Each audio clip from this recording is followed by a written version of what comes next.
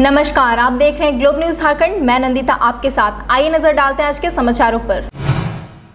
अंचलाधिकारी के निर्देश पर स्वास्थ्य सुरक्षा सप्ताह के तहत वीकेंड लॉकडाउन के दौरान ग्रामीण क्षेत्र में विशेष जांच अभियान चलाया गया, जहां इस दौरान खुले दुकानों को 72 घंटे के लिए अंचल निरीक्षक बलवंत सिंह ने सील किया।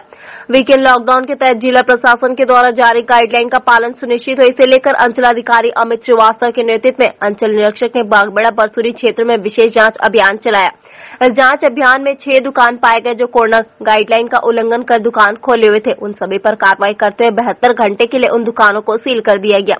इधर जानकारी देते हुए अंचल निरीक्षक बलवंत सिंह ने कहा कि वीकेंड लॉकडाउन के दौरान लोगों को घर से नहीं निकलना है, पर बहुत जरूरी होने पर अगर वह घर से निकल रहे हैं तो अपने पास पुख्ता कारण रखें। उन्होंने कहा मास्क जांच अभियान के साथ साथ कई ऐसे दुकान खुले पाए गए जिन पर कार्रवाई करते हुए 72 घंटे के लिए उन्हें सील किया गया। उन्होंने आम लोगों से बेवजह घर से बाहर न निकलने की अपील की, अन्यथा पकड़े जाने पर कड़ी कार्रवाई की चेतावनी दी। करीब 6 दुकानें ऐसी थी जिसको हम लोगों ने सील किया है, जिसमें मिठाई दुकान है, खैनी दुकान है और वगैरह सैलून वगैरह जो दुकानें थी, कपड़ा दुकान तो बढ़ ही रहा है, बढ़ सकता है। आदमी लोग को तो हम लोग जागरूक भी कर रहे हैं, खतरा से बचिए, हर लहर के आने की संभावना है। जिनके दुकानों को सील किया गया कितने दिनों के लिए? 72 घंटा के लिए। वैश्विक महामारी के तीसरे लहर का प्रकोप की संभावना बढ़ते जा रही है। ऐसे में स्वास्थ्य सुरक्षा सप्ताह के तहत छठी बार वीकेंड लॉकडाउन लगाया गया है, जहां इस दौरान जिला प्रशासन के द्वारा मुख्य सड़क पर चेकिंग पॉइंट के जरिए हर आने जाने वालों का कारण पूछा जा रहा है। छठे वीकेंड लॉकडाउन के दौरान पुलिस पदाधिकारी और जवानों द्वारा शहर के विभिन्न चौक चौराहों, मुख्य सड़क के पास चेकिंग पॉइंट लगाकर हर आने जाने वालों से घर से बाहर निकलने का कारण पूछा गया। इतना ही नहीं, बगैर मास्क के घूम रहे लोगों से फाइन भी वसूला जा रहा है। जो लोग घर से बाहर निकल रहे थे उनसे बाहर निकलने का कारण पूछा गया। इधर पुलिस पदाधिकारी बी पासवान ने बताया कि वीकेंड लॉकडाउन का पालन कर रहे बहुत कम ही लोग बाहर निकल रहे हैं। उन्होंने कहा वैश्विक महामारी को हराने के लिए हर लोग की सतर्कता जरूरी है। की जा रही है, काफी जांच कर रहे हैं, 2 व्हीलर 4 व्हीलर सभी गाड़ी को जांच कर रहे हैं। जो है कोरोना काल में जो है सरकार का आदेशानुसार पूरे दुनिया का कहना सुन रहे हैं, जनता लोग मान रहे हैं। बहुत परेशानी हम लोग को करना पड़ रहा है काफी।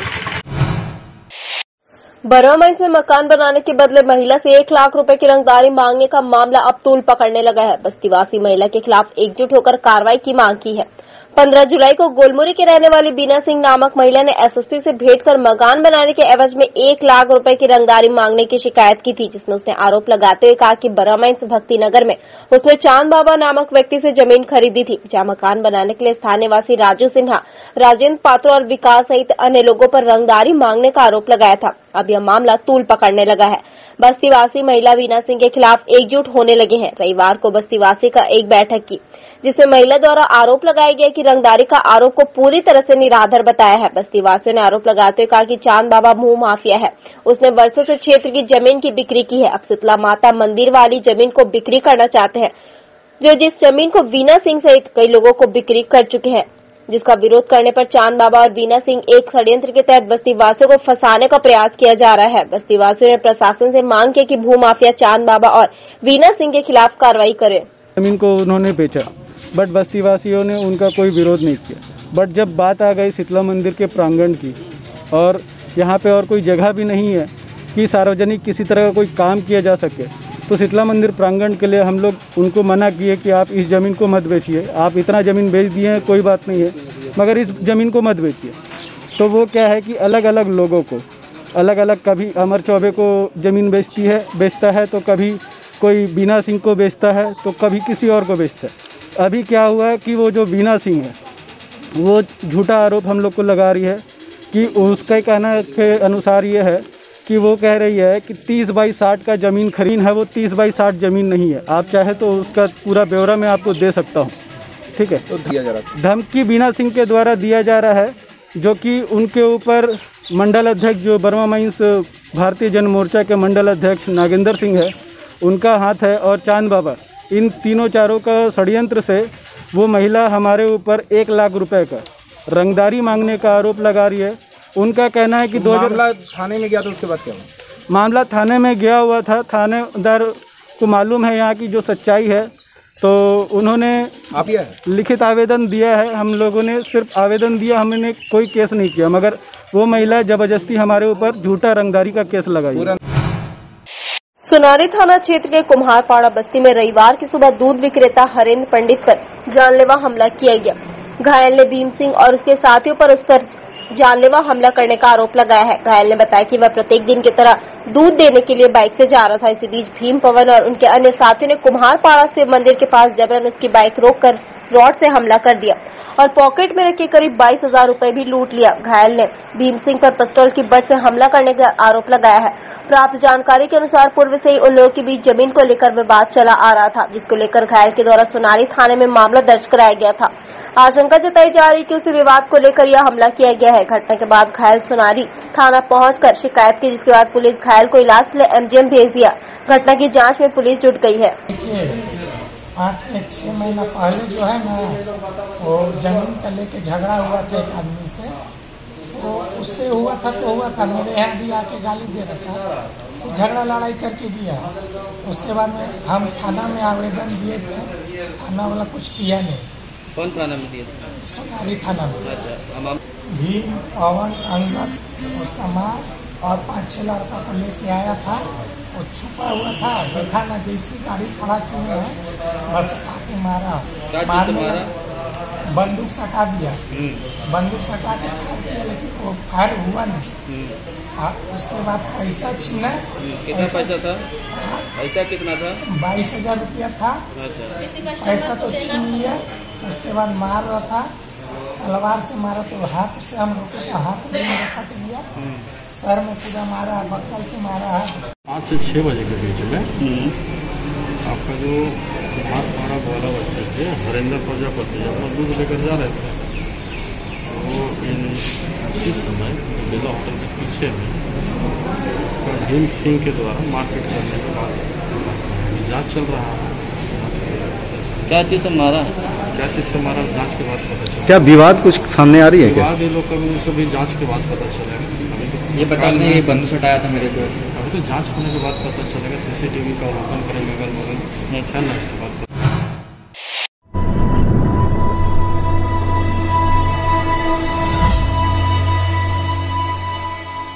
JSR on Wheels introducing one-way ride.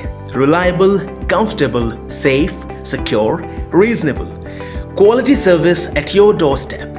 JSR on Wheels introducing one-way rides. You can book from anywhere.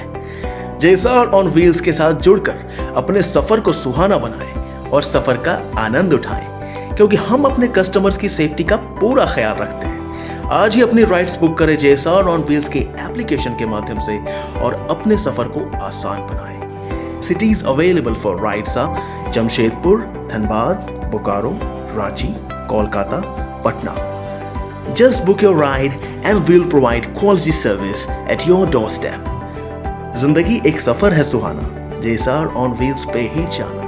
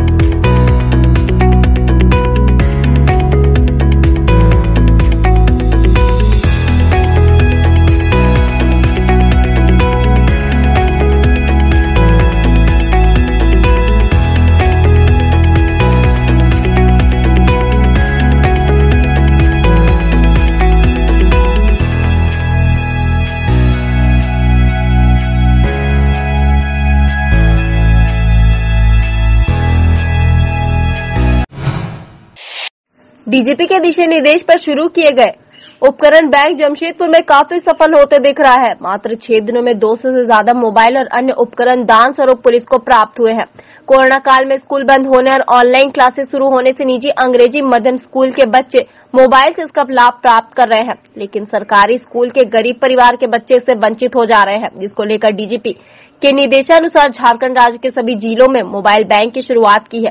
इसी के तहत जमशेदपुर में भी इसका अच्छा खासा असर देखने को मिल रहा है। पुलिस द्वारा उपकरण बैंक के लिए शहरवासियों से आग्रह किया गया है कि जिनके पास अतिरिक्त और सही कंडीशन में मोबाइल है वो अपने निकटवर्ती थाना में जमा करा सकते हैं। उसके बदले में उन्हें भविष्य में किसी प्रकार की मोबाइल से संबंधित परेशानी न हो, इसके लिए सर्टिफिकेट दी जाएगी। इस कार्य में शहर वासियों ने बढ़ चढ़कर हिस्सा लिया। कुछ सक्षम लोगों ने 10 से 20 नया मोबाइल भी खरीद कर दी है।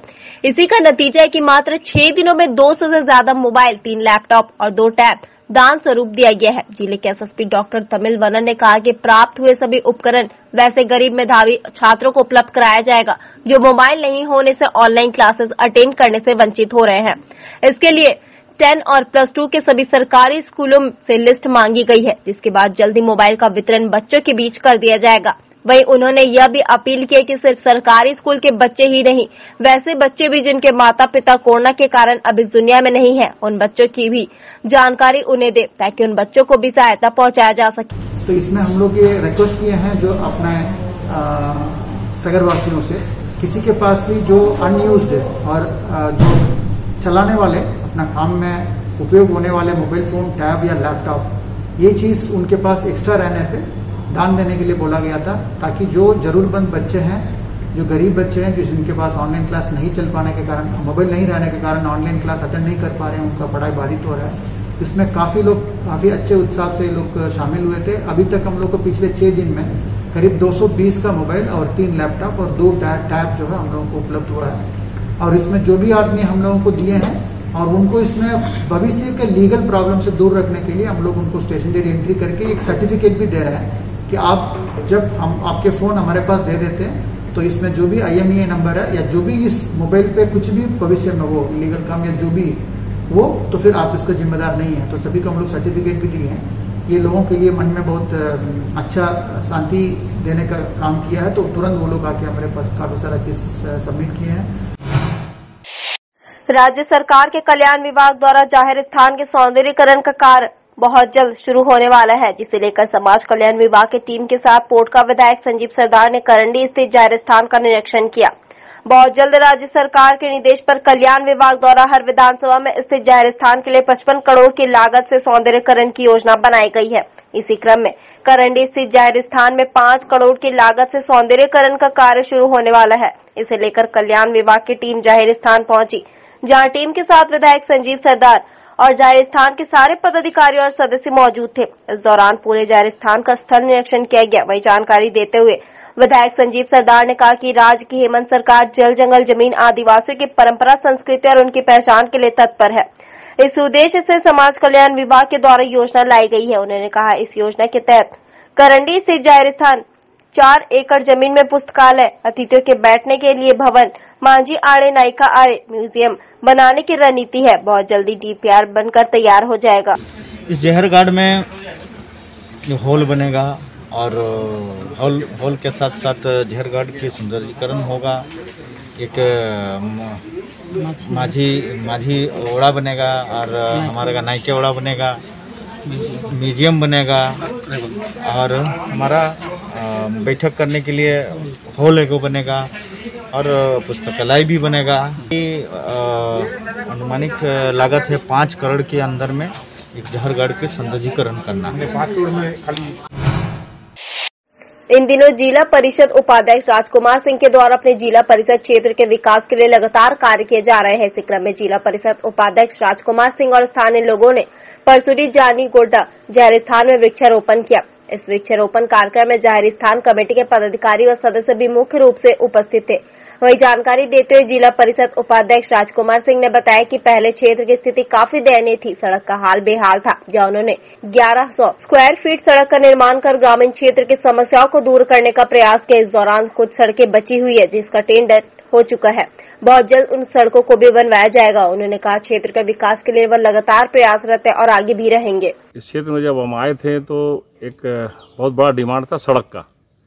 जो सड़क की स्थिति थी, लोग आते थे पूजा अर्चना करने के लिए यहाँ पर जब जहर स्थान में, तो दिक्कत होता था। इतना बड़ा बड़ा बोल्डर था। लोगों ने हमसे आग्रह किया और हमने उस सड़क को बनाने का काम किया हमने जिला परिषद के माध्यम से, और लगभग 1150 फीट एक बार में ही हम लोग कंप्लीट किए और 250 फीट सड़क बचा हुआ उसको भी हम लोग दे दिए। टेंडर भी निकल गया, उसका भी जल्दी से जल्दी काम हो जाएगा।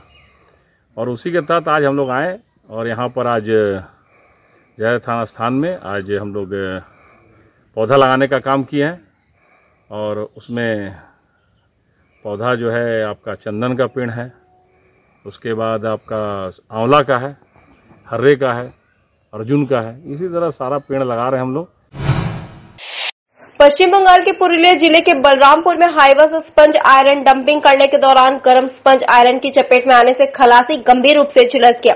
हाईवा के मालिक संजीव जायसवाल ने उसे तत्काल इलाज के लिए एमजीएम अस्पताल पहुंचाया, जहां उसका इलाज चल रहा है। घटना के संबंध में हाईवा के मालिक संजीव जायसवाल ने बताया कि 2 दिन पूर्व ही उसने तारुणी को काम पर रखा है। उनके हाईवा में रुंगटा माइन से स्पंज आयरन का बाईपास प्रोडक्ट लोड था। डंपिंग के दौरान खलासी हाईवा के पीछे खड़ा होकर डंपिंग करवा रहा था। इसी बीच वह गर्म स्पंज आयरन की चपेट में आने से झुलस गया। माल लेके गया हुआ था फ्यूज, वहाँ में माल खाली कर रहा था बंगाल में, क्या बलरामपुर में। तो वहीं पे क्या हुआ कि वो माल ड्राइवर उठा रहा है, धीरे धीरे उठा रहा है।